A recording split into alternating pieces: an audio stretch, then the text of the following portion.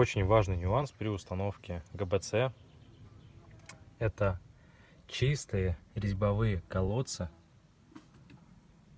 потому что при установке башки и когда вы начнете ее тянуть, если там будет какая-либо жидкость, масло, фриз или еще что-то, болты не затянутся с должным усилием, и, соответственно, все это будет коту под хвост.